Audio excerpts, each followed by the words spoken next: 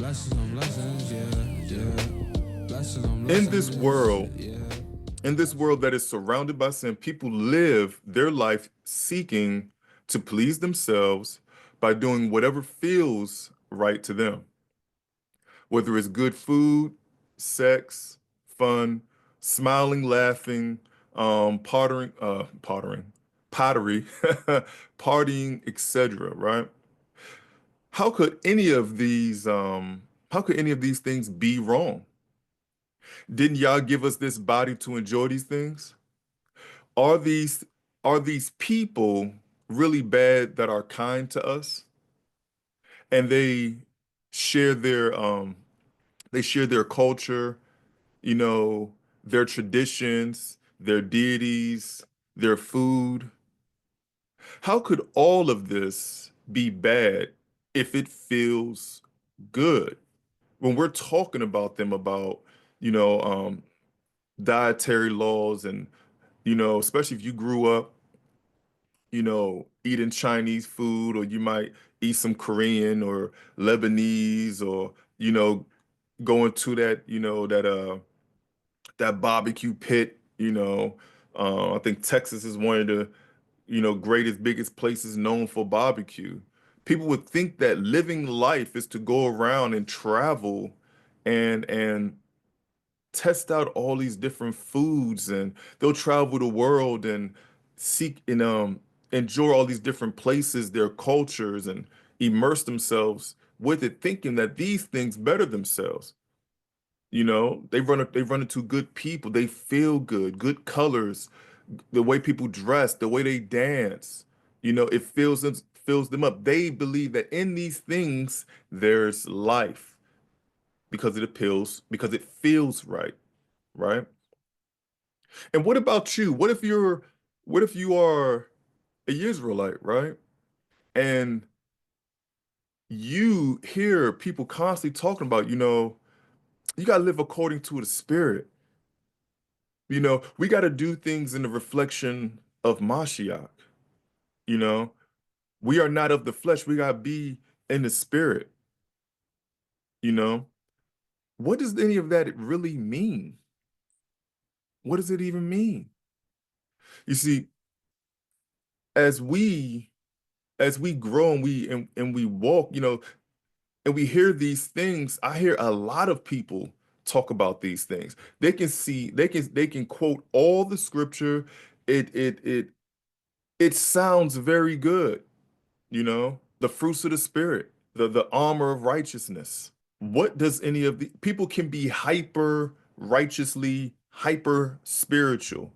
But in Romans 7:18, Paul points out a very important part of this, right? He says, "For I know that in me, that is in my flesh, dwelleth no good thing, for to will is present with me, but how to perform that which is good I find not in his flesh." So as we're a person and we're walking and we're reading and we think that we understand the performance of said thing, is we struggle with. How do we do this thing in real time? So I tell you again, this is not going to be a more so encouraging message. I want you to be able to identify. I want you to be able to read and see the signs, not just outside, because we know about a lot of the signs that the signs of things to come. We looking for the signs of what? One world government, one world religion. But what about these signs, these things that you need to pick up inside of yourself? How do you know that what your body and what your flesh is telling you is right and it's true? Paul had this same issue, and he brings up Romans 7:11. He says, "For sin, taking occasion by the commandments, deceived me, and by it slew me." Mishpachah, in this message, I'm going to break down how sin used the commandments against us, because it doesn't even make any sense, right? For some, this could be very confusing. Is what is it actually? What is lust? How does one covet? What does these things mean? How does sin kill us? We thought we were supposed to be just worried about Hasatan, Satan, the devil, right? That good old serpent. I mean, not that good old serpent, but that old serpent. My apologies. But now there's something else that's trying to kill me, trying to kill us all. I will cover this and more in this message, so stay tuned to the end. The first thing, since we're talking about how sin kills us, right? In order for us to understand what's really going on, we need to understand sin, right? I mean, really, what is sin? Is it a person? Is it an action or a thing? In this section, we will cover what sin is from a Hebraic perspective. Genesis 4:7. It says, if thou doest well, shalt thou not be accepted? And if thou doest not well, sin lieth at the door, and unto thee shall be his desire, and thou shalt rule over him. Here it treats sin as though it is an entity with human desires as well. Now we know that names have meanings in Hebrew that points out the function of said entity. So what does sin mean? The Strong's for it is H2398, and it's hata, or some would say chata, right? And it means properly to miss or fail. So a lot of us already know this, and we think of sin and we think of it, and the first thing that somebody would tell us is that sin is to miss the mark, right? To miss the mark. Sin could be a desire that ultimately leads you to fail, because it says to miss or to fail, right? What are you failing though? So if it's causing you to fail at something, what exactly are you failing at?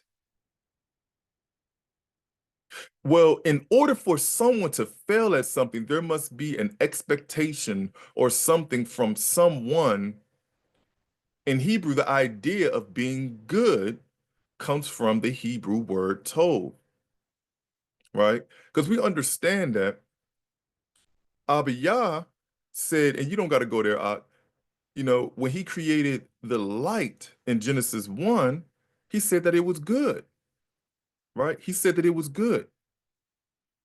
But what does good mean? And the Hebrew word for good is tov, H2896. Something that is good is something that functions properly. So what the expectation of light, its purpose, its function was to shine. And he said that the thing in which he created, which was light, he said that it was good, meaning that when it came to be, it was functional. And the way that he created it, it functioned properly. It was good. There is an expectation of the things that he create for it to function properly. And that is what we call good. Let's jump to Deuteronomy 10:12 through 13 for a couple examples of things that are good. He says, and now Yisrael that doeth of Yah, thy Elohim requires of thee, but to fear Yahuwah, thy Elohim, to walk in all his ways, and to love him, and to serve Yah, thy Elohim, with all thy heart and with all thy soul, to keep the commandments of Yah and his statutes, which I command thee this day for thy good. That means it's good for you to keep his commandments. So if you was to think, and even Paul mentions this, if you was to think that sin uses the commandments to kill us, you would think that that the commandments would be evil. But he says it's if you keep them, it's for your good. So that means that something sin is doing is crafty, right? So in order for you to be good, you must keep the commandments. Now our king states in Matthew 19:17, he says that, and he said unto him, why callest thou me good? There is none good but one, that is, Yahuwah, our Elohim. But if thou wilt enter into life, keep the commandments. So for our good and for our well-being, and we know that life is directly connected to keeping the commandments. So how is, again, sin using the commandments to kill us? That is the opposite. Death is the opposite of life, right? Well, since we know what good is, let's take a look at bad and compare the two, right? Now, bad is H7451 Ra, right? And it means bad, something dysfunctional, wrong, evil, or wicked. You see? So clearly the comparison of good and bad is strictly from a Hebraic understanding, something that functions properly, and and then compared to something that is dysfunctional, that does not function properly, something that is in error, you see? So to be good in Yah's eyes, because when there was darkness, we clearly saw that he didn't say that the darkness was good, right?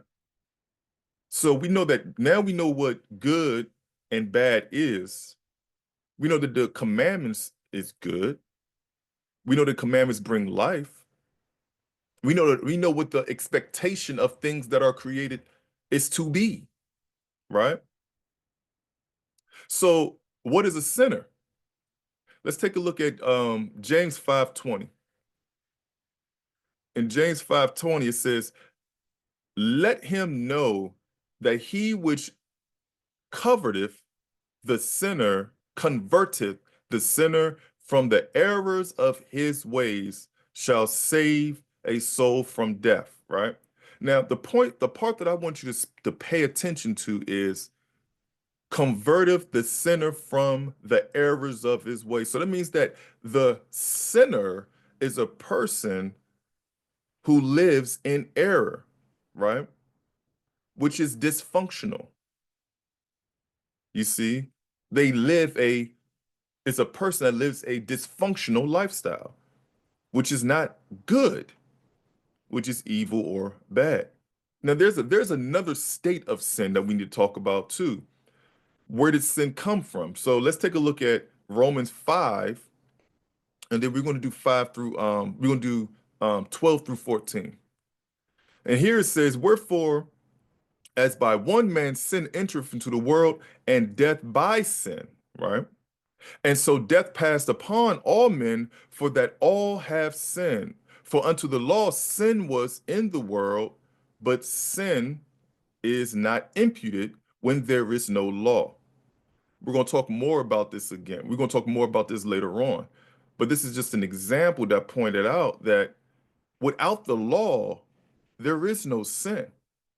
In verse 14 continues, says, nevertheless, death reigned from Adam to Moshe, even over them that had not sinned after the similitude of Adam's transgressions, who is the figure of him that was to come. So that means that all of us that are born, even though a lot of people become here and be like, well, I've never sinned, you are still in a state of sin because of Adam's sin. Sin is still, it's still imputed unto you. You see, you came from a sinner. You are the same punishment that is on him, which is death, is on you, even at your birth. It's unfair, it's sad, but true. So now we know what a sinner is. We know what the idea of sin is. Now let's talk about lust and covetousness, right? Looking back at Romans 7:7, Paul said, I had not known sin but by the law, for I had not known lust, except the law had said, thou shalt not covet. But sin taken occasion by the commandments wrought in me all manner of concupiscence. For without the law, sin was dead. So now that we already took care of sin, let's get a better understanding of lust, right? So Let's get a Hebrew and Greek breakdown of lust and covet. Now, we all know the commandment of thou shalt not covet comes from Exodus 20:17, which reads, it says, thou shalt not covet thy neighbor's house, thou shalt not covet thy neighbor's wife, nor his manservant, nor his maidservant, nor his ox, nor his ass, nor anything that is thy neighbor's. What is lust? Lust have three words in Hebrew. Three more, it's more than three in Hebrew, but the ones that are most frequent are the ones that I'm going to bring up, right? You have H53:15, which we know it as nefesh, and it says nefesh means the flesh or the body. Now, how it's used is that it's stating that someone is pleasing their flesh, right? So they'll use nefesh and it's translated as lust. It says to say that someone it pleased their flesh or their body. You see, it's the idea of lust from the way they use nefesh, right? Now in H8378, it's the next popular Hebrew translation, and that is ta'ava, and it means a longing, lust, and delight, right? A longing for something, a lust, a strong desire for something that they delight in, right? Something that is a delicacy, as they would say, right? But also, the third word is also the word that's used majority of the time for covet, which is H2530, and that is chamad, which means to delight in, covet, desire, lust, right?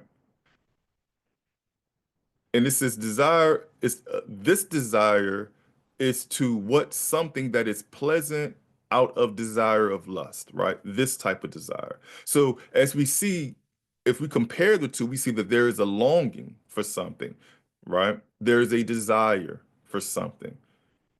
And this has to do with flesh, the lust of what pleases them, right?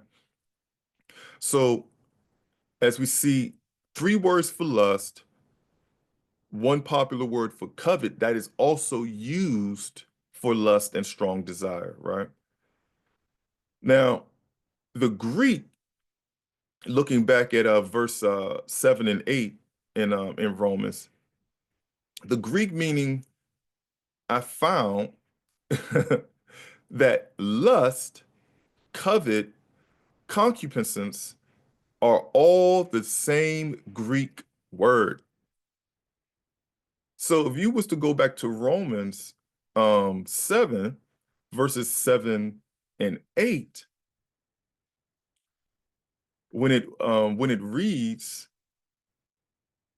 when you see lust in verse 7, covet in verse 7, and then concupiscence in verse 8, it's all translated by this, it's all the same word, which is fair because I never thought about this at first.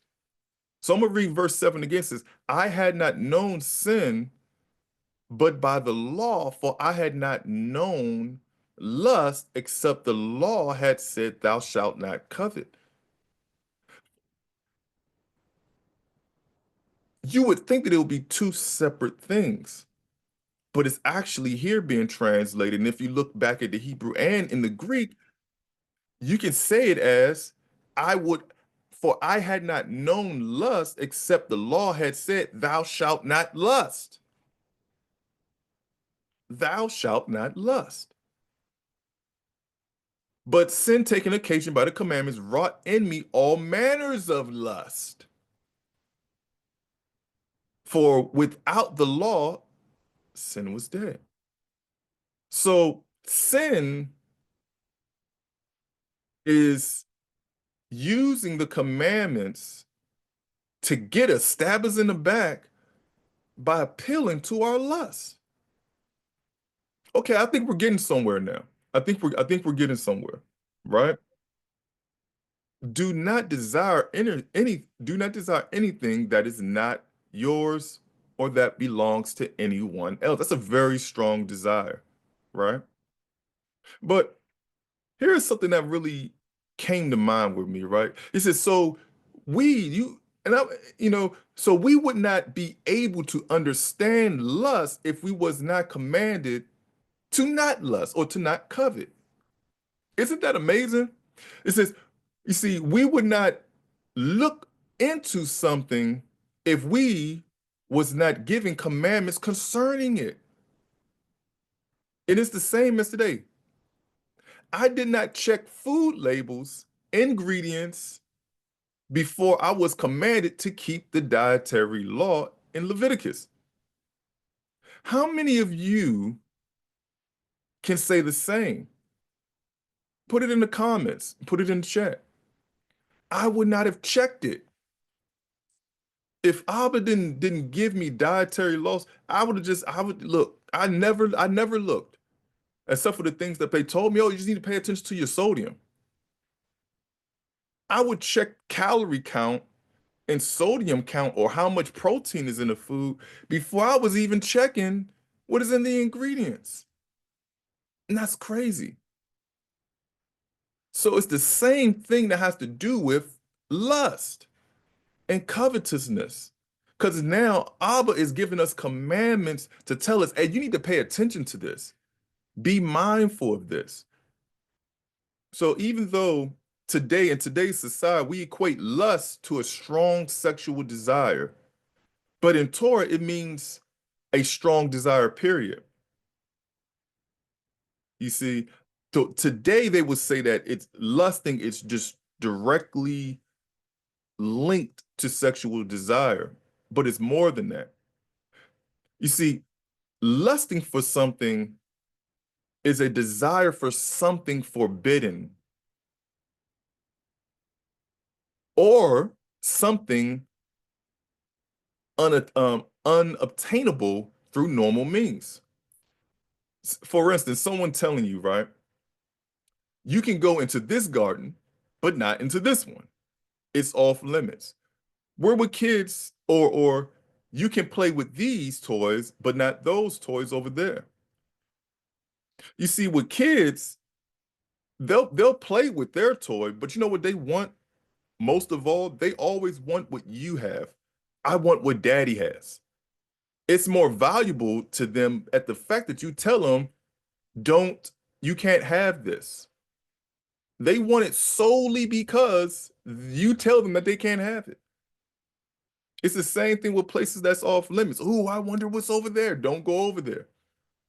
You can play here. This garden is amazing. But that garden, you can't go over there. What makes what's over there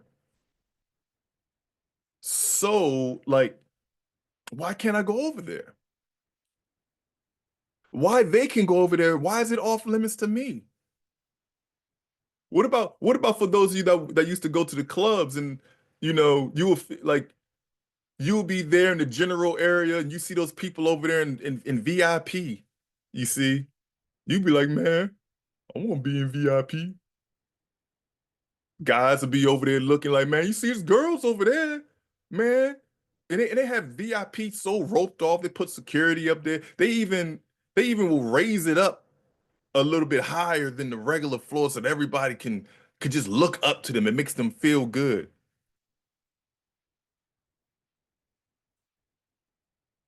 One of my brothers told me, it's like, man, we that blues, but man, hey, look all them girls over there, man. It's girls over here too. But because it's VIP and it's roped off, everybody looks as though that place is so much better than where you already are. It's just delusion. More so that people would pay $500 just to be in VIP. I did it. I paid for myself to make me feel good until I until I signed that line. Oh, you're paying for this bottle or that bottle. I could have went to the liquor store and got this bottle for a fraction of the price of VIP. What for some champagne? And then they give you the $15, $10 champagne. But you're gonna pay 150, $250 for something that you could have paid $20 for, 20, 30, $40 for. But the fact that you can have it and be someone exclusive, it makes you feel good. It's all a lie. It's all a delusion. It doesn't make any sense. But that's how it works. That's how it works. I don't even want to go to the club no more. I don't even like after coming into Torah, I truly realized that going to the club is like what Netanyahu says about every month hella holiday. They just want you to spend some money. That's all they want you to do. Capitalist society, please spend your money. Go into debt, please. Yes, I am just as happy that this season is over. This season of the witch is over. Because people be going into debt like crazy over this season. Going into debt, going crazy. All because they just want to please somebody. It's all about the kids. You feed your kids. You've been buying your kids clothes for school. You've been getting them things all year that they needed. And now it makes you feel so much worse that you wasn't able to get them something for this season. The whole idea of that didn't even come from its origin. It just happened here. That whole idea was created here. But I digress. That's not even what we're talking about. So, continuing,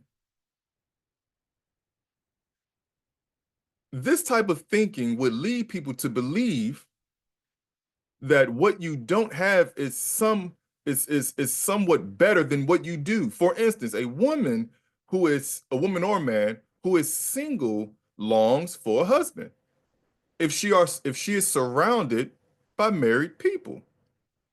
Now, majority of the time, lust has to deal with physical urges, whether it be with your touch or taste.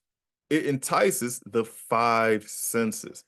It's not just a lust for sexual desires. You can have a longing for all kinds of stuff. So, moving on, what is sin if it was dead without the law?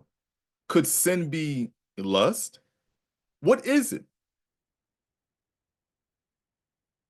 Could sin be lust, a strong desire for what is forbidden, or a self desire? This reminds me of Romans 8, right? Romans 8, we're going to do 5 through 6. And it says, "For they that are after the flesh do mind things of the flesh, but they that are after the Ruach, after the Spirit, the things of the Spirit. For to be carnally minded is death, but to be spiritually minded is life and peace." To be carnally minded is death. Seeking the things to please your flesh leads to death. All right. Now, now that we understand more about sin, lust, coveting, let's talk more about how it kills us. In these next verses, we will go over how we become slaves to sin and the resulting death from it. Paul covers this in Romans 7, verse 9. It says, "For I was alive without the law once, but when the commandment came, sin revived and I died. And the commandment which was ordained to life, I found to be unto death. For sin, taken occasion by the commandment, deceived me, and by it slew me." Right? In the early chapter, he speaks on how sin has rulership over our mortal bodies. Paul goes over this in Romans chapter 6, and we're going to start from verse 12. It says, let not sin therefore reign in your mortal bodies, that you should obey it in the lust thereof. So sin wants to rule over you by controlling your body. So controlling your five senses or the things that pleases you, right? That you should obey it in the lust. Continue in 13 says, neither yield your members as instruments of unrighteousness unto sin. Neither yield your members as instruments of unrighteousness. That means to use your members as your body parts to fulfill sin. Verse 14, for sin shall not have dominion over you, for ye are not under the law, but under favor. 16, know ye not that to whom you yield yourselves servants to obey, his servants you are to whom you obey, whether of sin unto death or of obedience unto righteousness. You see, Paul encourages us to not let sin rule over us by, by bowing or submitting to its lustful desires. It's its lustful desires. Not your lustful desires, it is its lustful desires. He continues by telling us that we do this by giving in to it by performing whatever actions, suggestions, temptation. So if it's sexual desire or maybe your favorite cookie, you must take control over yourself. Don't give into the craving of the flesh. That these now we're starting to see what is really going on. The sin that is inside of you is tempting you by your cravings and your desires. You see? But before I continue to break down, let's take a look at Romans 7:5. So we continue with Paul, right? It says, for when we were in the flesh, the motions of sins which were by the law did work in our members to bring forth fruit of unto death. Paul informs us here that if we hand ourselves over to sin by giving into our desires, we become slaves and servants of sin. Also, that sin can rule over and reign in our mortal bodies. Now we can go back to Genesis 4:7. It says, if thou doest well, shalt thou not be accepted? If thou doest not well, sin lieth at the door, and unto thee shall be its desire, and thou shalt rule over them. Again, it's talking to sin as it is a person, right? And it's telling you here that you shall rule over it or over him. Its desire is you. You see? Now, this sounds familiar. We've heard of this before. We've heard this sooner than this. Put in the chat if you know, or put in the comments if you know where we was commanded to rule over something. Genesis chapter 3. Let's go Genesis 3:16. It says, unto the woman, he said, I will greatly multiply thy sorrow and thy conception. In sorrow thou shalt bring forth children, and thy desire shall be to thy husband, and he shall rule over thee. You see, it is exactly the same. Adam messed up by following the desires or the temptation of his wife. He should not have obeyed it. He should have he should not have obeyed her. He should have instructed her. You see, he should not have fallen into the temptation. And it's the same thing that is commanded for us. So you see, this Genesis 4:7 is a commandment. It says, unto thee shall be his desires, and thou shalt rule over him. Now, I don't want you to think that this is rulership, that is dominion, that you got to put somebody in a chokehold and, beat them into submission. No, it's just to govern yourselves, govern your body, have control, have knowledge of good and evil. You see, because we saw time and time again that our patriarchs had to guide, their wives, or deal with situations in which, you know, they had their own desires, right? Sarah and Hagar, right? Abba gave him, told Abraham, like, hey, look, we're going to have a son by your own vows. You see, but there's a complication, and I thought I wasn't going to talk about this, but there's a confliction between lust and hope. Lust and hope. Lust, like as it's said again, it is a strong desire that you can't even really control if you don't want to. Instead of being patient and being in hope. See, hope, there's patience. In lust, it's selfish. You want to go out and do something the way that you want it to be done so that you will receive pleasure from it, instead of waiting, long suffering, and waiting to receive it by just obeying, you see.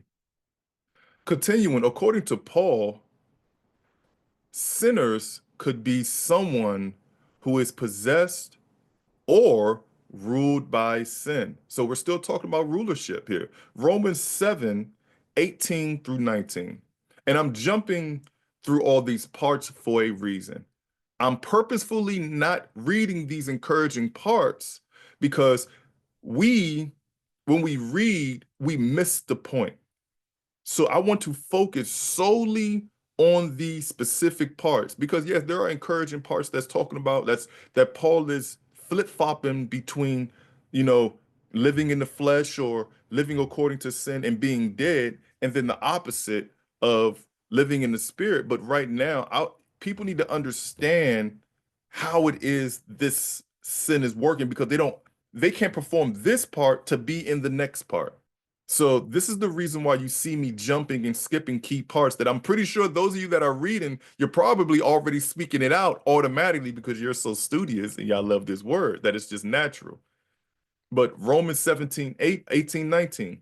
For I know that in me, that is in my flesh, dwelleth no good thing, for to will is present with me, but how to perform that which is good I find not. For the good that I would, I do not, but the evil which I would not, that I do. Now, if I do that I would not, it is no more I that do it, but sin that dwelleth in me. I find then a law that when I would do good, evil is present with me. So he's doubling down on what he's saying in Romans chapter 6. When you don't do the good, or when you want to do the good, you do the evil thing. The reason that is because you are submitted to sin. You are not in control of yourself. You are letting sin reign because you are obeying its temptations and its lustful desires. You are possessed. You're possessed. You're giving in. You are submitted. You are no longer the head of your body because it's the spirit that leads the flesh, that leads the body. If you are in spirit, you have control over your flesh. You use your flesh. The person that is in the car drives the car. If there is no spirit, the car should not drive itself. I ain't trying to have no self-driving car. iRobot freaked me out. So that there is two laws, so two laws or doctrines to obey: the law of obedience of Yah or the law of disobedience of Yah, and submitting to our fleshly desires. Due to our disobedience, we die. As it is mentioned, the reward for sin is death. All right, since we've talked about lust, covetousness, and sin, let's look at a couple examples, right? Let's look at a couple examples of this. Now, we all know King David's lust for Bathsheba, but let's talk about Ammon's lust for Tamar. Let's go to 2 Samuel 13. We're going to start with verse 1. And it came to pass after this that Absalom, the son of David, had a fair sister, whose name was Tamar. And Amnon, the son of David, loved her. And Amnon was vexed that he fell sick for his sister, Tamar, for she was a virgin. And Amnon thought it hard for him to do anything to her. As you can see here, that he is clearly desiring something forbidden because of his lust has arisen. Amnon thought it hard because you don't lust for, look, if it's something that's easily obtainable, you don't necessarily lust for it if you can just go out there and get it. You there is no strong, necessarily strong desire. It's not lust in that sense. We're gonna cover it. I'm jumping ahead, but we're gonna cover it a little bit later. Now, continuing, it says, so Amnon lay down and made himself sick. And when the king was come to see him, Amnon said unto the king, I pray thee, let Tamar my sister come and make me a couple of cakes in my sight, that I may eat at her hand. Who was the king at this time? King David. David had an issue too, right? David had an issue. He gave into his lustful desires as well, but we're not going to cover it for the sake of time. This is weird in verse 6. Amnon called to his father, I pray thee, let Tamar, my sister, come and make me a couple cakes in my sight, that I may eat at her hand. David should have checked that from the get-go. He should have been like, what? But he didn't. He didn't. Isn't that, didn't Yirmiyahu do a lesson about that? Didn't Yirmiyahu do a lesson about that a couple weeks ago, right? That our children at the time, we should not lead them to be capable of making the right decisions when we're there in their pressure. It's for us to rear them up, chastise them, and not sparing the rod, right? David should have corrected this. He should have peeped it and should have corrected it, but he didn't. So moving on, in 2 Samuel 13, 10 through 11, it says, and Amnon said unto Tamar, bring the meat into the chamber, that I may eat of thine hand. And Tamar took the cakes which she had made and brought them into the chamber of Amnon, her brother. And when she had brought them unto him to eat, he took hold of her and said unto her, come lie with me, my sister. Now, Tamar was cooking outside the chamber. She was like, I'm over here. He told her, bring it into my chamber, that I may eat from thy hand. That is already suspect. Feed me from thy hand, my sister. It reminds me of, you get that picture of, you know, guy leaning back at some, some throne or some big, large, comfy chair, leaning back and got a couple people fanning them, and someone feeding them grapes and whatnot from their hand. He wants his sister to come and feed him cakes from her hand. How weird is that? And when she did so, because he's the king's son, and when she had brought them unto him to eat, he took hold of her and said unto her, come lie with me, my sister. He sprang the trap. Come lie with me. Now, at this time, you see that strong lustful desire. They say it's uncontrollable. She reminds him and gave him righteous options. She gave him options. Isn't that what Yah did with Cain in Genesis 4:7? When Cain brought the wrong offer, he understood that Cain just wasn't right. So he came to give him correction. At this time, even in this case, she's trying to reason with him. In verse 12, she says, and she answered him, saying, Nay, brother, do not force me, for no such thing ought to be done in Israel. Do not thou folly, this folly.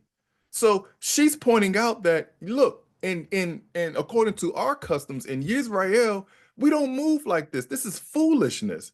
Do you not know? Do you not know who we are? Do you not know who our people is? This is not what we do, right? Continuing 13, she continues, says, I, whither shall I cause my shame to go? What shall happen with me? And as for thee, thou shalt be as one of the fools of Israel. She's doubling down, like, don't you know that if you do this thing, you would be known as a fool in all of Israel? Now, therefore, I pray thee, I pray, speak unto the king, for he will not withhold me from thee. She's making concessions like, look, brother, all right, look, I'm knowing your half sister. She's trying to think ahead, being like, look, if you want me, you know, just talk to your father. Look, she's like, she's not even like, ill, you're ugly or anything like that. She's just like, hey man, look, I'm fine. I'm fine with it if you do it the right way, I guess.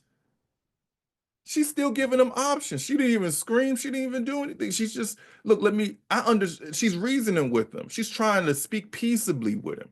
But continuing, I'm jumping to 15 now. It says, then Amnon hated her afterwards, right? So after the deed is done, right? It says Amnon hated her exceedingly, so that the hatred wherewith he hated her was greater than the love wherewith that he had loved her. After he gave into his desires, he hated her. Now, I'm gonna be real with you. I'm gonna be real with you. I, as men, and I myself included, I lived that lifestyle. I never forced or tricked a woman to be with me. Men know, and even women that was in the world at some point in time, you know, understand this. So you see, especially when there's strong liquor involved, right? We become weak to our desires. We become weak. We are drunk and we stumble. We don't think clearly. And our desires just it amplifies to the point that anything look good. The things that you would not normally do with a sound mind, after a couple drinks or depending on the situation or more enhanced temptation, after a while you just fall and just get just it just happens. The saddest part about it, right? It is that as soon as the deed is done and you're sober again and you wake up and you see that individual beside you, or you wake up and see where you are or the state that you in, no matter where it is, no matter what it is, you wake up and you're like, what did I do? You wake up, you look at the person like, who are you? Why are you why are you that strong, that love or that lust? That was never love. That was never love. That was never love. That was all lust. That was all lust. Never was love. At that time, you was possessed. You submitted yourself to your flesh. And you wake up and you sitting there and you just like, man, I don't even like this person. How many times you been in situationships? How many relationships? That's why I don't even like relationships, because it's about relations. I tell my friends all the time, you need to get married. A relationship is all about relations. That's the only reason we're going to have fun together, and we're going to have fun together, and we're going to do fun stuff together. You're not even thinking about marriage. It's just, we're just going to have some fun together and just give into our temptations. But when you think about marriage, You're thinking about everything, kids, legacy, protection, the whole nine. But when you're living in lust, you're stuck in this constant cycle of being bewildered and manipulated and I praise Yah before I came into Torah. I was in this situation before I became into the awakening, before I woke up to know, like, woke up to the truth. I was dealing with this. I was still studying the word, but I was dealing with this. And this is one of the greatest enlightening moments for me is is that when I was in this situation and I was drinking too much. I tell you, I wanted to keep Torah so bad, but that Jack Daniels, every sip I took, every sip I took, I got weaker and weaker and weaker.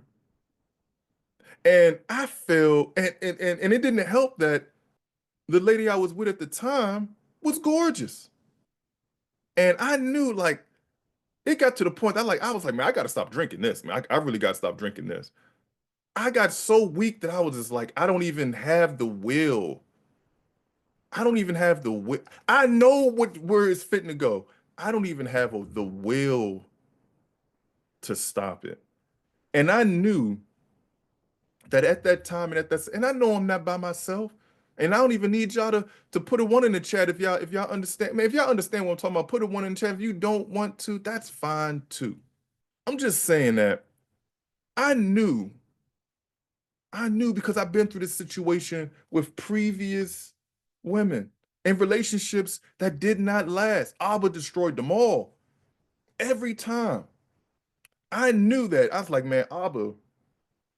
I was like, Abba is going to. I didn't even know him as Abba. I didn't even call him Abba. I was like, man, God or Yah is going to destroy this in the morning. I knew it was coming.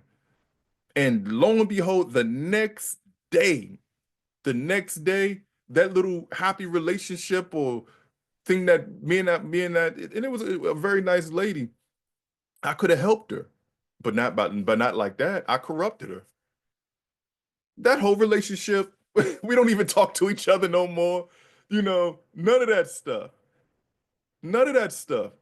He destroyed that thing, that beautiful thing. We was fun together. We had, we was great together. But Abba was like, nope. And as soon as he did that, and I know I'm rambling, as soon as he did that, I just smiled. As soon as me and her started to have conflicts and complications, I'm talking about literally the next day, I said, I knew it. And I just smiled. I smiled. She didn't understand. I smiled. I was like, man, the Father's word is so true. The Father's word is good. I knew what was going to happen. And I've been suffering since. You see, after that situation was when decided I was celibate before that for about a year.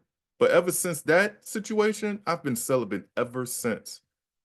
Ever since. Well, that's when it all started.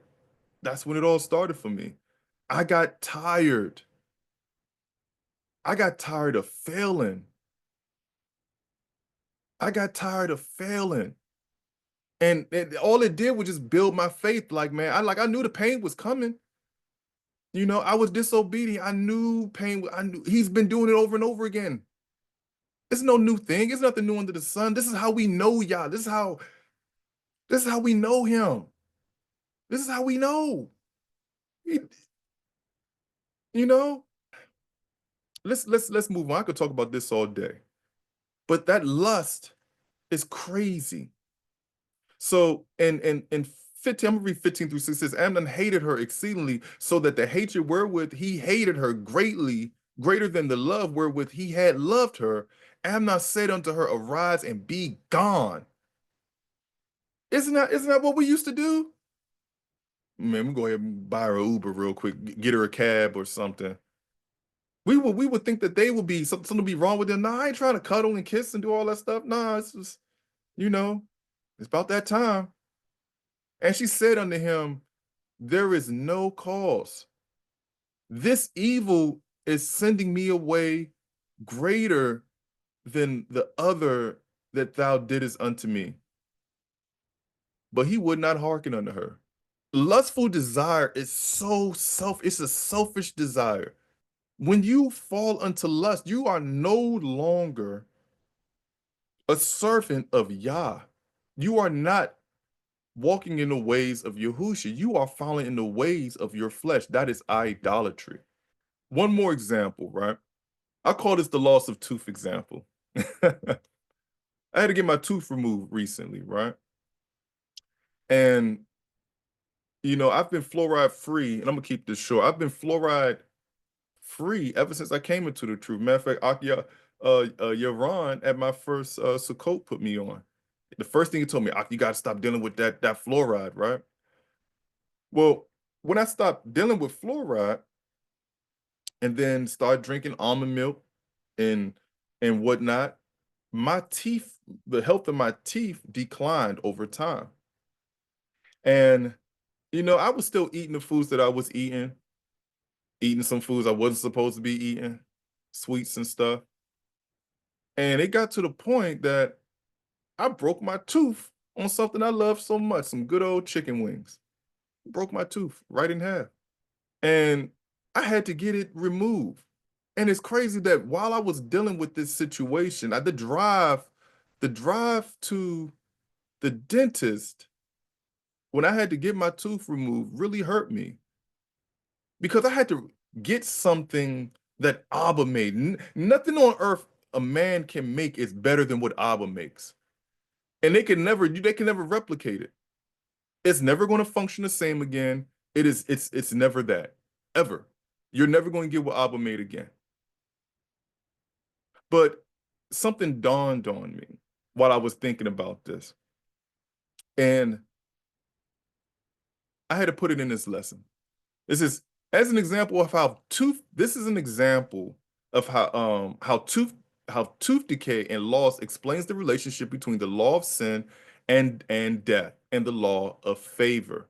You see, the law of sin and death is not doing what you're supposed to do to keep your teeth healthy, like, right? Brushing twice a day or after you eat, flossing, water pick, not eating sugar or eating it a reduced amount. But what is the law of sin and death? The law of sin and death is doing the opposite of these instructions. In this case, the death is ultimately loss of a tooth, not brushing, not flossing, eating too much sugar. So continuous says, if you do these things, you will, without a doubt, lose your tooth or lose your teeth. The same is true with the law. Deuteronomy 4:1. Now, therefore, hearken, O Israel, unto the statutes, unto the judgments, which I teach you, for to do them, that ye may live, and go in and possess the land which Yahuwah your Elohim, your father, giveth you. If I would have been keeping these good, healthy teeth instructions, my tooth would have lived and not died. In this case, your teeth would live, as stated before, right? In Romans 7, we're gonna jump to 23 and 25 to flesh this thing out some more. It says, but I see another law in my members, warring against the law of my mind and bringing me into captivity to the law of sin which is in my members. O wretched man that I am, who shall deliver me from the body of this death? I thank Elohim through Yahushua Mashiach, our master. So then with thy mind, I myself serve the law of Elohim, but with the flesh, the law of sin. If I obey the law of Elohim and not give into the temptations of my flesh, I would live. You see, Abba he don't just give us commandments to just restrict us. He gives us commandments so that we will live and function properly and be good. My tooth would be living.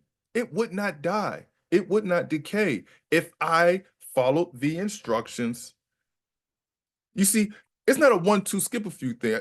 Let's be frank. Let's be frank about keeping Torah. Let's say, because some people will be like, well, I do some of it. I brush my teeth. I don't know why this happened. But do you floss? You can do all these other things, but you got to get, man, the front of your teeth look good, but what about in between your teeth? If you lack in any aspect of Torah, if you lack in any aspect of dental hygiene, your tooth will die because you'll get cavities from the side, like I did. And I was flossing like crazy. But I wasn't giving my teeth what it needed. Fluoride is not good for you, but what fluoride would do is is encourage it helps to rebuild your enamel, you see. The other thing that's also good at rebuilding your enamel is your saliva and being hydrated. So drinking a lot more water and keeping your mouth hydrated and not dry helps your saliva to not just digest food, but remineralize your teeth and your enamel, if you did not know that. Since I didn't know that, there'll be times because I fast, there'll be times I'll go a day without even really drinking water because we fast so much. And I'm not saying that there's anything wrong with fasting. It's just that we're just so used to it, you know? And I did not know. I was not educated. I was not informed of this, and I was in error. I was ignorant of this instruction, right? I wasn't ignorant.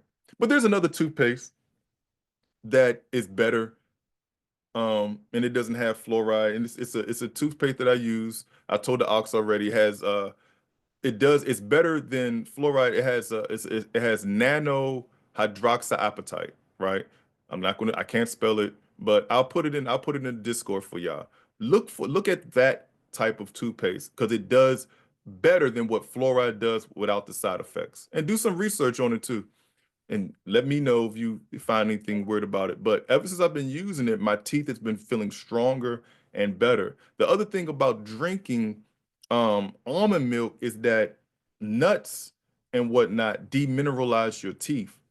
So it's not saying that you shouldn't eat walnuts and all kinds of nuts and stuff like that. It's just that you need to do other things to help increase the protection of your teeth to rebuild them back up. Because anything, if you don't do it right, it will destroy your teeth. So that's the example. There is the right instructions in order for you to live, and there is instructions for you to die, which is the opposite of the instructions to live. And it's that simple. So here are a couple. So let's jump down to, we're going to talk about some key fleshly, lustful, desirous things, right? In John 3:5 through 6, right? It says, Yahusha answered, Verily, verily, I say unto thee, except a man be born of water and of the Spirit, he cannot enter into the kingdom of Elohim. That which is born of the flesh is flesh, and that which is born of the Ruach, of the Spirit, is spirit. So if you are of the flesh, you are of the flesh, right? If you are living your life to please your flesh and not living according to the Spirit, then you are a fleshly person. Continuing, Colossians 3, we're going to do 1 through 4. It says, if you then be risen with the Messiah, seek those things which are above, which Mashiach sitteth on the right hand of Elohim. Set your affections on things above, not on things on the earth. For ye are dead, and your life is hid within Yahusha, in Elohim, which the Messiah, who is our life, shall appear. Then shall you also appear with him in honor. Verse 5. So it says, so mortify therefore your members which are upon the earth. So it says, mortify your members. Remember, it was talking about earlier, Paul was talking about, yielding your members, or your members, or instrument to be instruments of righteousness, not right, not things of instruments of sin, in which you will reign or rule over you, right? It says, mortify therefore your members, cut it off, which are upon the earth, fornication, uncleanness, inordinate affection, evil concupiscence, evil lust, and covetousness, lust again, which is idolatry. Lust is leads you to idolatry. You will be a Satanist, which is to do what thy will. You would be like the world, giving into whatever makes you feel good. It's all lust. And the reward of such things, you will laugh now, and I promise you, you will cry and die later. And I'm not talking about the first death, I'm talking about the second one. Well, the first will probably lead you to the first death too, faster, for sure. And then the second one, we don't even want to talk about that. So now, here are a list of, as I started to meditate on these lustful things, right? For those of you that may be tempted or trying to identify these markers, how can a person be lustful, right? How can sin get us with this lust? See, we lust in seeing things. We lust for seeing, and we also lust to be seen. We lust. So, how many of y'all watch on Instagram or y'all be on Facebook or whatever is TikTok or whatever, and you just be seeing, just watching reels constantly. And you'll just be on there just laughing and going and going and going because you are appealing to the desire of your eyes. It feels good. Not saying that you're doing anything evil or wicked, but you have a desire for that. Now what if it's time for Torah? What if it's time, what if it's the Shabbat? What if it's time for you to be at Sukkot and it's time to fellowship? Are you going to put this real over keeping the commandments? Are you going to put this over reading the word? Is this more valuable than that? We also lust for touching something and also feeling, which is a experience. Some people like things that just feel good, just gotta touch somebody. We lust with our ears as well. We love to hear some gossip. You hear somebody arguing next door, we just gotta put, oh, what they fighting about this time? We love to hear evil. Even coming out of the world, like there was some artists, some rap lyrics and stuff. It's like they have you have memories with them, right? And we was listening to, I was a big Project Pat, Mr. Don't Play fan. Like Mr. Don't Play, Getty Green. I'm talking about bottom to bottom, just that like in high school, that was my guy, right? Nothing good came from what I was listening to, but the beat was good and the way he rhymed and the things that he was saying, I loved listening to it. It made my flesh feel good. It felt good. Even kids today, it's like, why do you listen to this? Are you listening to what is really being said here? Tasting. I used to love shrimp fried rice. I didn't even know no other shrimp fried rice. I grew up destroying shrimp. I ate shrimp, lobsters, clams, lambs. Man, if it came out of the water, I ate it. And to me, it tasted good. Other people's food. I just found out that I can't even really get Chinese food no more because majority of their dishes got oyster sauce in it. Majority of their dishes, their main cuisines, they use oyster sauce. It's a main ingredient. Oyster sauce comes from oysters. Sorry. So when you're trying to eat people that like to travel the world to try different cuisines, whether it be Cuba, Korea, China, whatever, you got to understand that in their culture, they're not following Torah. I watched the dude on Instagram just deep fried a whole alligator. It happens. You see, there are other things we lust for, smelling, and here's a key one, speaking. And we also have a lust for desire. I mean, a lust for power. Power feels good. And these things are listed to covetousness because we want things that other people have. So we get that example when we see somebody else have it. I want that. I want that attention that they have. I want that attention that they have. I want that woman that he has. I want that car that they have. I want that job because I want that money that they have. I want that house that they have. And they're willing to do whatever it takes to achieve that, even to sin. If it's leading you to sin, to lie, to any of those things, it ain't right. It ain't right. It's not right. That pull on you, right? Now let's look at a couple of scriptures for these things, right? So let's talk about listening, right? We're going to do of 2 Timothy 4, 3 through 4. It says, "For the time will come when they will not endure sound doctrine, but after their own lust shall they heap to themselves teachers having itching ears, and they shall turn away their ears from the truth and shall be turned unto fables." They are turned into fables because they want fables. They want fables. Now, seeing, right? Genesis 3, 6, we know this. It says, and when the woman saw that the tree was good for food and that it was pleasant to the eyes and a tree to be desired, making one wise. It was pleasant to the eyes. And because the serpent told her that, if you have knowledge of good and evil, to be wise is something to be desired because it will make you like Elohim. So that desire to be wise is part of the reason why she ate.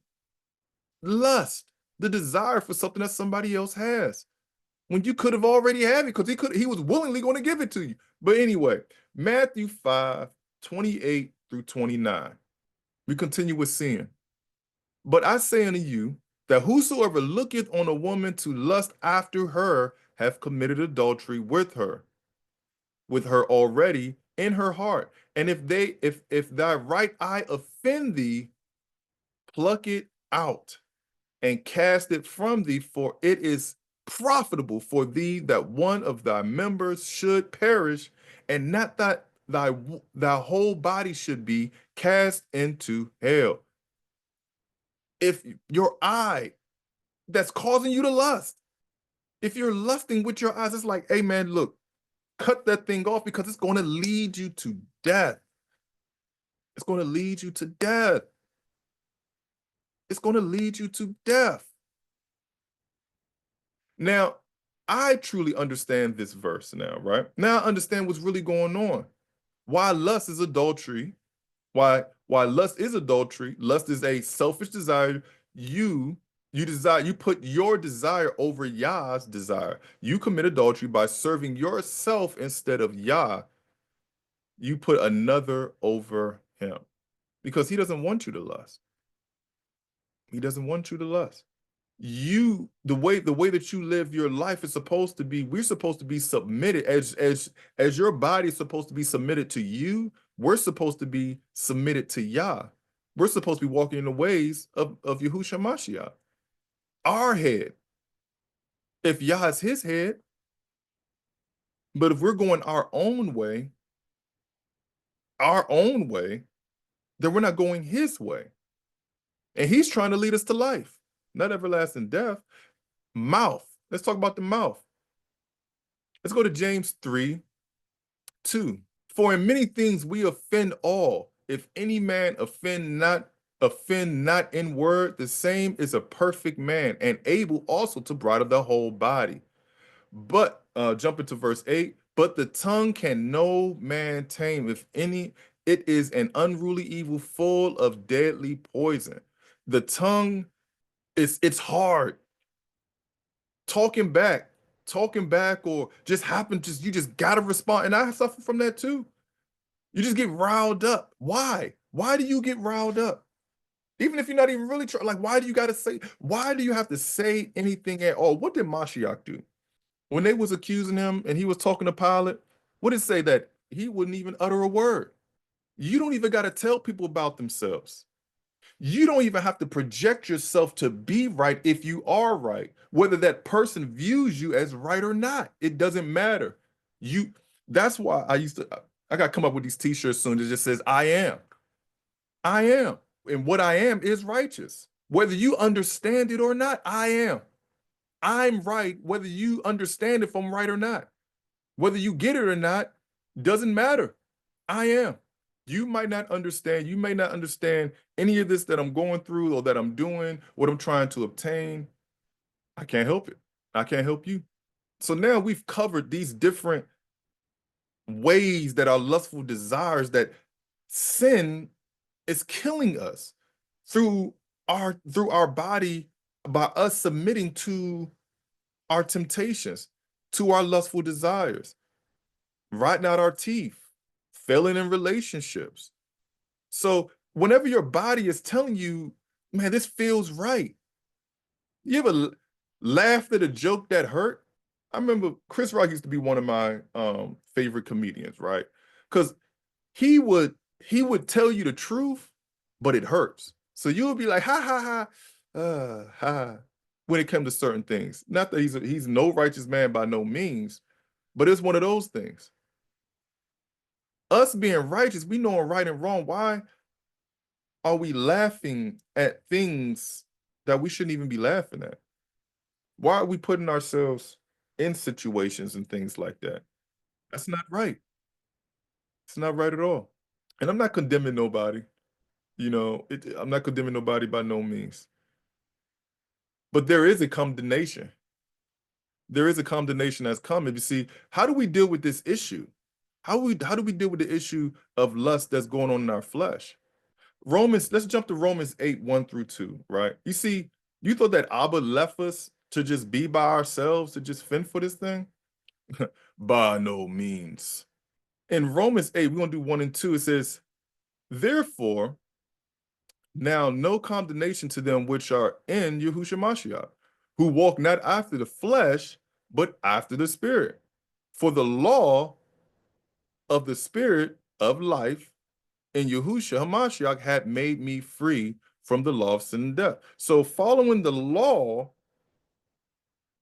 and walking in the ways of Yahushua causes us to avoid sin and death. You got to choose.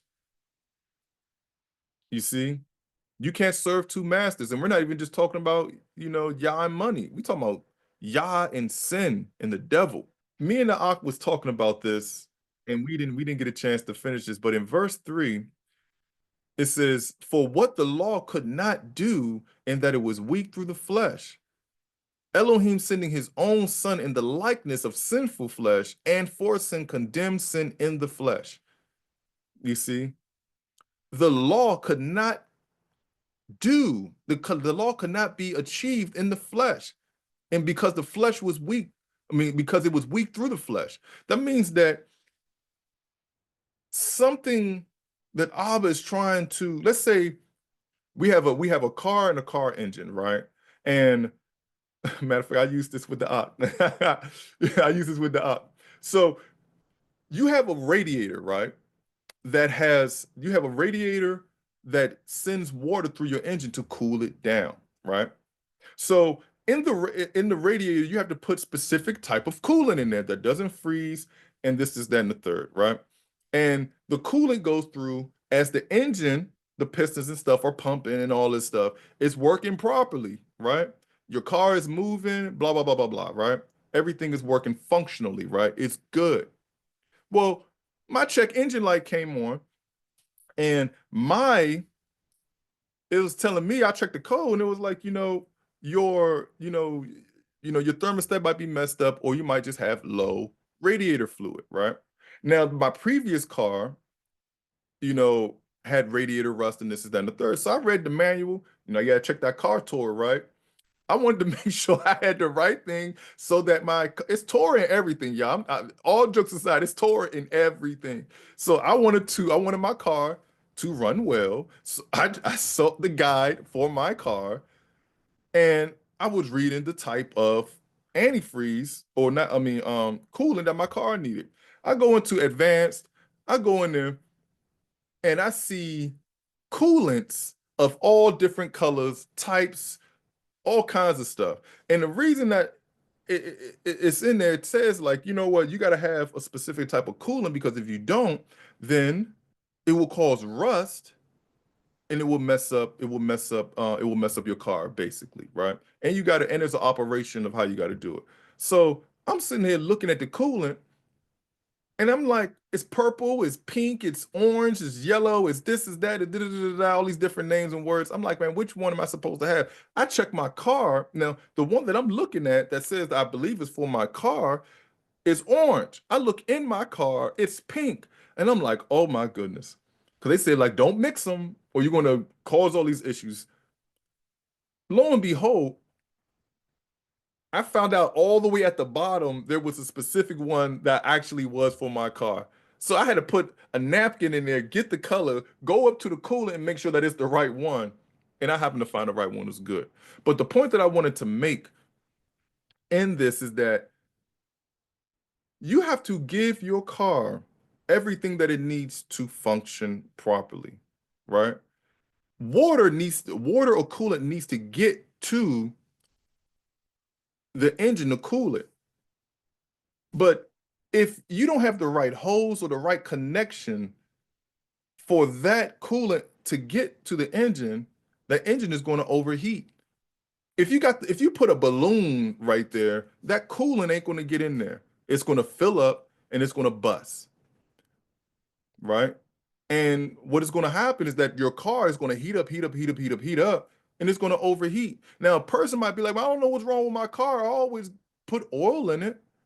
Or you might run to some people that don't put no oil in their car at all, and then it seizes up. But your car will mess up if you don't even have the right coolant in there. You see? So if you don't put the right connections, that means that whatever is supposed to go or be added to your car so it to work well, if you don't have the right components there, it won't work well. It won't cool the engine off, thus it will overheat, and thus it will be dysfunctional. So in this specific situation, in 8:3, it says that for the law could not do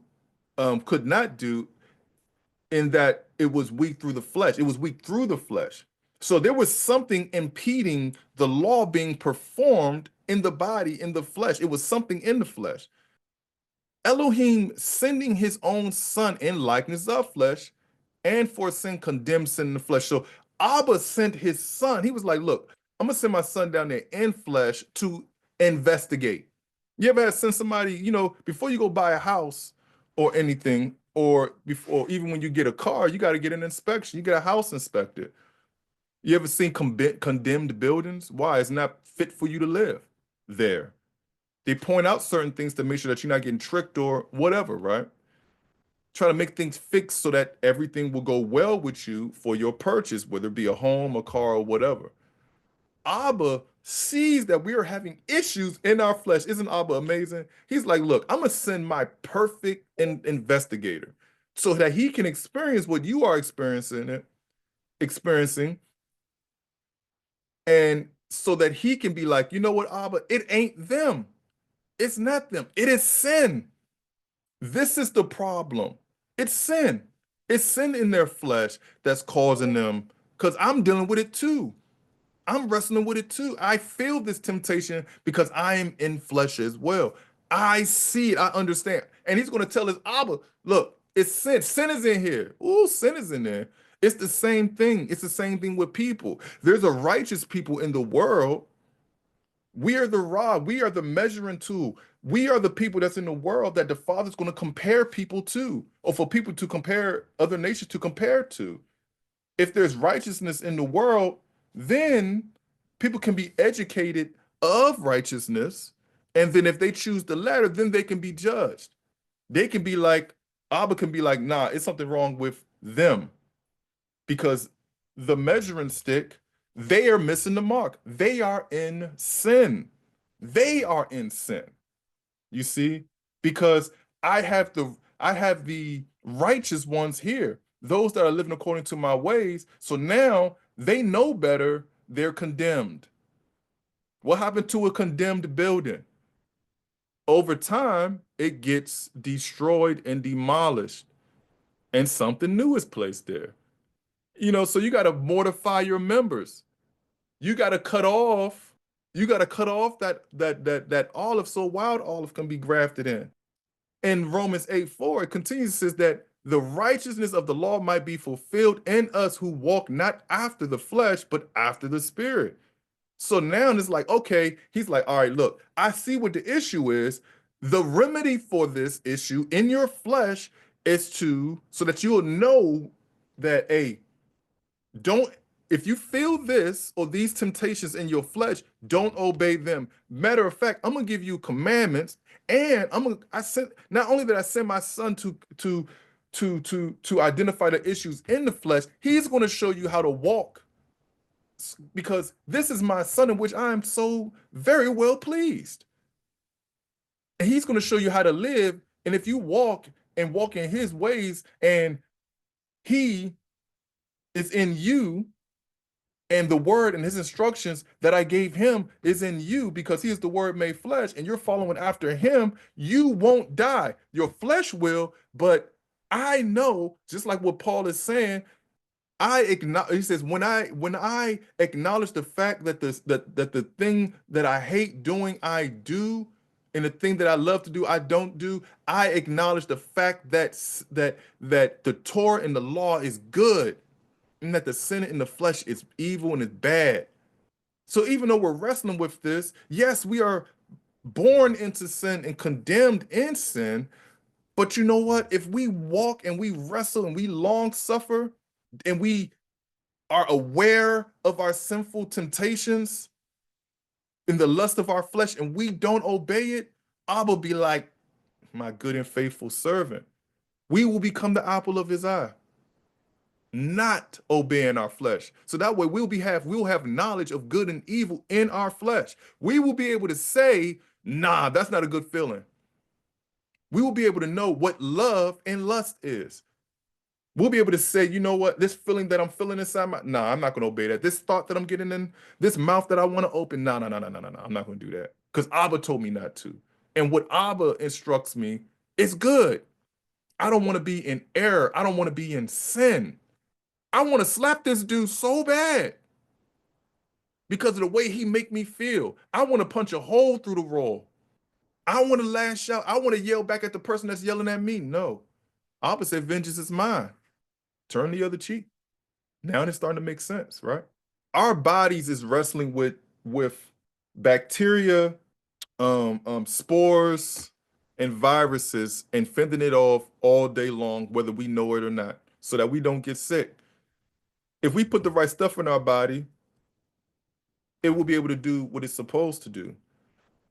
Just as much as our body is naturally defending itself, for us, we need to defend ourselves by protecting ourselves from thoughts and evil temptations from ourselves, and from evil ruachs, and from sinners. Now that we can identify a sinner, we can identify, like, you know what, this person's I can't follow this person. They cool, but the way that they live in their life is gonna lead me to death. Let's talk about the unfruitfulness of lust, right? Let's do John 6:63.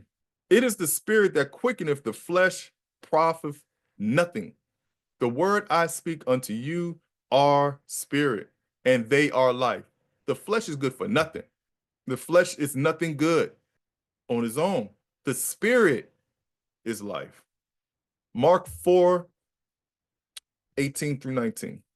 It says, and these are they which are sown among thorns, such as heard the word, and the cares of this world and the deceitfulness of riches and the lust of other things entering in choke the word and becometh unfruitful.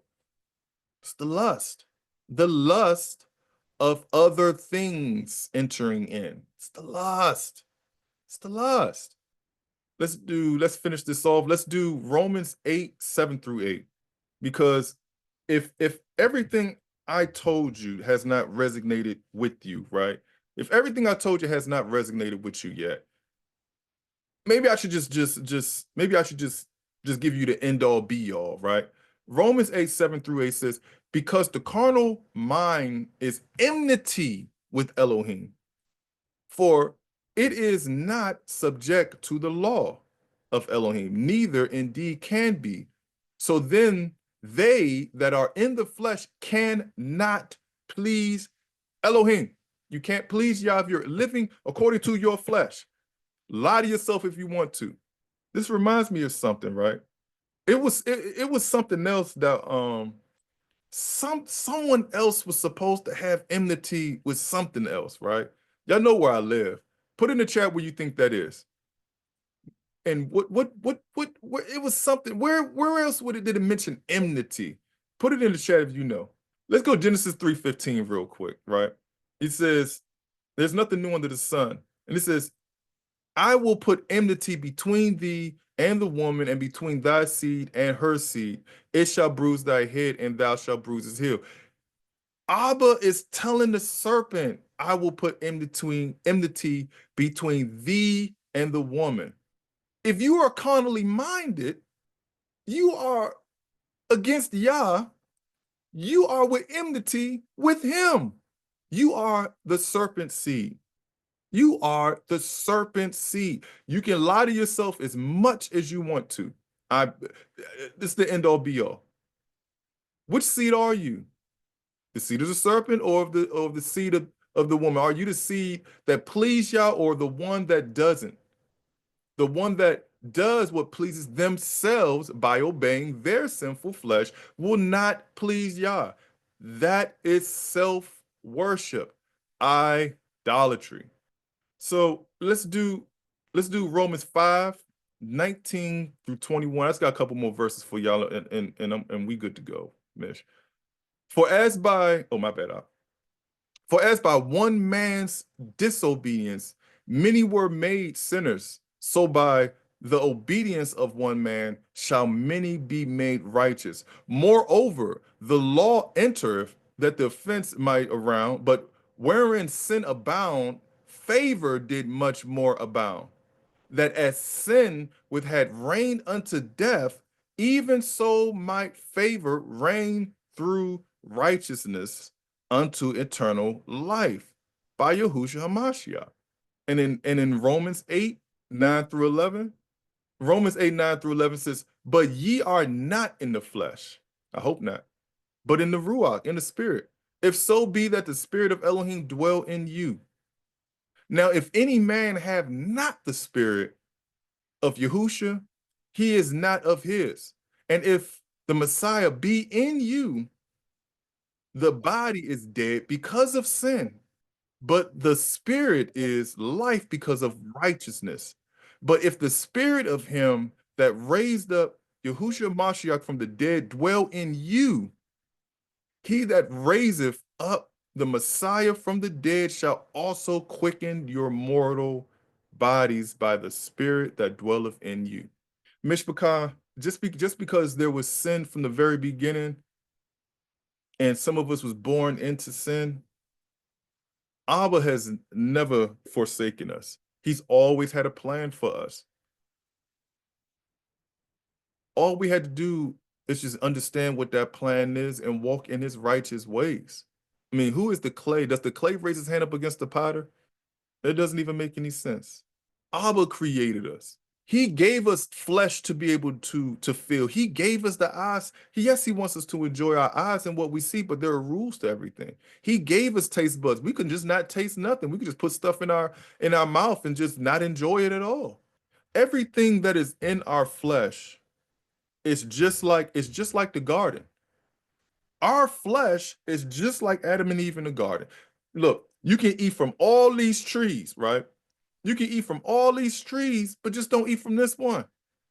Don't eat from the one in the midst of the garden. You can enjoy Abba says, man, look, You can enjoy these foods with this mouth.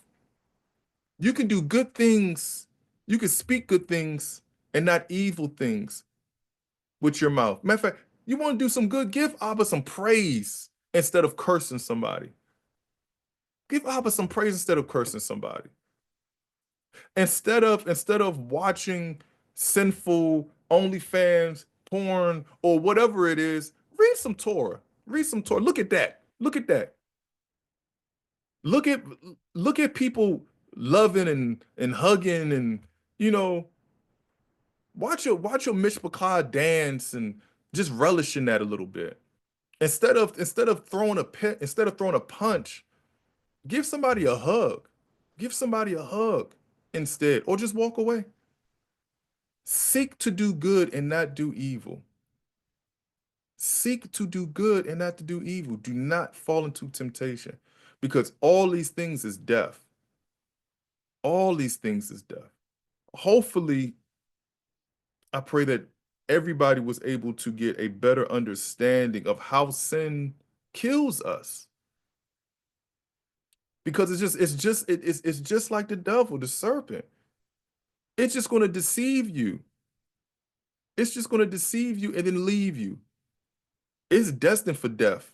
It's destined. Sin, just like the serpent, is destined for destruction. Why follow it and die? It will be well for you to obey and to live everlastingly. So if you was confused about what feels good, if it's right, if this American way is right, I hope that you'll be able to see and be able to see through the weaves and be able to walk on that narrow path and be able to identify good from evil, functional and dysfunctional. One of the ways that the Most High has blessed me this year is by bringing like-minded individuals into my life that I can pray, read, and fast with. I'm super grateful for all of them. Shout out to FOTW, followers of the way, young adult.